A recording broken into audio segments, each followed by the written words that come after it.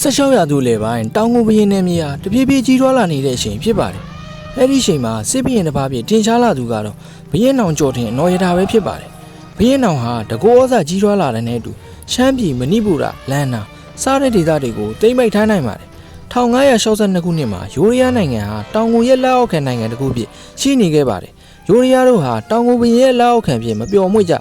ထားကြောင့်လန်နာနိုင်ငံနဲ့ပူးပေါင်းကတောင်ငူကိုစန့်ကျင်ဖို့စ조사ကြရာက1563ခုနှစ်မှာတောင်ငူယိုရီးယားစစ်ပွဲဖြစ်ဖို့အကြောင်းပန်လာခဲ့ပါတယ်။ယိုရီးယားတို့ဟာစီးပွားရေးလူဝင်အားကုန်သွယ်ရေးရာရေးပါတဲ့နိုင်ငံတစ်ခုဖြစ်တာကြောင့်ဘရင်နောင်ကတိမ့်ပိုက်လိုနေတဲ့နိုင်ငံတစ်ခုဖြစ်ပါတယ်။ဒီလိုနဲ့နှစ်နိုင်ငံတန်တမာရေးတင်းမာသွားကြပြီးဘရင်နောင်ကစင်ပြူတော်တောင်းတာကိုယိုရီးယားဘက်မှညှင်းဆို့လိုက်တာကြောင့်စစ်ပွဲစီဥတီသွားစေခဲ့ပါတယ်။ဒီလိုနဲ့1563ခုနှစ်မှာဘရင်နောင်ဟာယိုရီးယားကိုတိမ့်ပိုက်ဖို့ဆုံးဖြတ်လိုက်ပြီးတောင်ငူယိုရီးယားစစ်ဖြစ်ဖို့အကြောင်းပန်လာခဲ့ပါတယ်။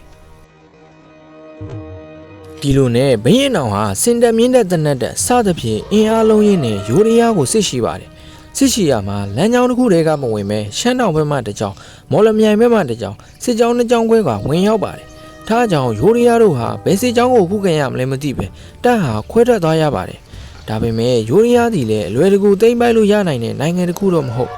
ယိုရီးယားရဲ့ပထဝီအနေထားဟာမြစ်တွေချောင်းတွေပေါ်များပြီးဆိုးဆိုးတဲ့ပထဝီအနေထားပဲဖြစ်ပါတယ်။ဒါကြောင့်စစ်ချီရမှာခက်ခဲကြမ်းတမ်းပါတယ်။ဆိုးဆိုးတဲ့မိုးရသည့်ထဲမှာမရေမနာခီးဆက်နေရတဲ့တောင်ငူစစ်ကြောင်းတွေကိုယိုရီးယားဘက်မှာအချိန်ချင်းလမ်းမဖြတ်တောက်တိုက်ခိုက်ခဲ့ကြပါတယ်။ဒါပေမဲ့ဘရင်နောင်ရဲ့စစ်ဗျူဟာနဲ့လက်နက်အင်အားတာလုံမှုတို့ကယိုရီးယားတို့ဟာအချိန်ချင်းရှုံးနိမ့်စေခဲ့ပါတယ်။ယိုရီးယားတို့ဟာနယ်မြေကျွမ်းကျင်မှုကိုအသာကြီးယူကတောင်ငူစစ်ကြောင်းကိုလမ်းမဖြတ်တောက်တိုက်ခိုက်ခဲ့ကြပါတယ်။ယိုရီးယားတို့ရဲ့အချိန်ချင်းဖြတ်တောက်မှုများကိုတောင်ငူတပ်အထီးကိုင်နေနဲ့ရှင်းလင်းနိုင်ခဲ့ပါတယ်။တောင်ငူစစ်ကြောင်းများယိုရီးယားနယ်တွေဝင်လာသည့်နေ့တစ်ပြိုင်နက်ယိုရီးယားတို့နယ်ထိထိရိုက်ပွဲများစွာဖြစ်ပွားခဲ့ပါတယ်။ရှမ်းတောင်ဘက်မှရှီတက်လာသောစစ်ကြောင်းတို့ဟာကမ်ဖိန်ဘက်စူကိုထိုင်းတင်းနှင်းသားဘက်မှရှီတက်လာသောစစ်ကြောင်းတို့ကကန်ရှာဘူရီစူဖန်ဘူရီစားတဲ့ခံတပ်များကိုတိမ့်ပိုက်လာပြီးစစ်ကြောင်းတစ်ကြောင်းလုံးဟာအဓိကခံတပ်ရှိရာအယုဒ္ဓယသို့ရှင်းကပ်လာနေကြပါတယ်။ယိုရီးယားတို့ရဲ့ခုခံတိုက်ခိုက်မှုများရာသီဥတုနဲ့လမ်းမဆက်သွယ်ရေးကြမ်းတမ်းမှုရိတ်ကအခက်အခဲစားတာတွေကိုကြံ့ကြံ့ခံနေတောင်ငူစစ်ကြောင်းတို့ဟာပန်းနိုင်စီတရွေ့ဆက်လျှောက်လာနေကြပါပြီ။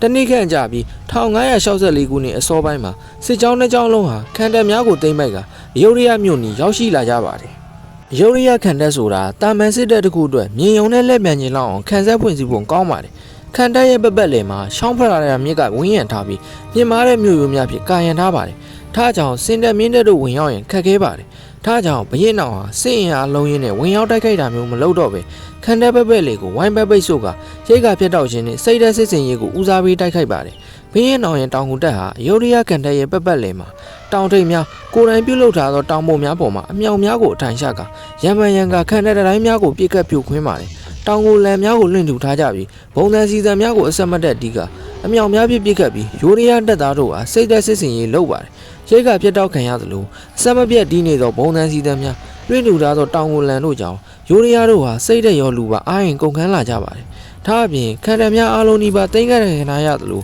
စစ်ကူလာတရားလည်းမရှိတော့တာကြောင့်ယိုရီးယားတို့ဟာဒင်းနဲ့ချက်ထဲရောက်ရှိနေကြပါတယ်။1564ခုနှစ်အလယ်ပိုင်းအဖက်ဖက်ကရှုံးနေတဲ့ယိုရီးယားတို့ဟာလက်နက်ရှာဖို့ဆုံးဖြတ်လိုက်ပြီးဘရင်နောင်နဲ့ညှိနှိုင်းမှုဆုံးဖြတ်လိုက်ချိန်မှာတော့စစ်ပွဲဟာလုံးစုံပြီးဆုံးသွားခဲ့ပါတယ်။ယိုရီးယားတို့ဟာစစ်ချုံချင်းအနေနဲ့ဘရင်နောင်ကတစ္ဆာခံရပြီးတောင်ငူအာဏာကိုလက်ခံရပါတယ်။ဒါအပြင်တစားကန်နေနဲ့မင်းသားတွေကိုပါထည့်ပေးလိုက်ရပါတယ်။အဲ့ဒီထဲမှာနောက်တစ်ချိန်မှာကြော်ကြားလာမယ်မင်းသားနရဆွန်လည်းအပါဝင်ဖြစ်ပါတယ်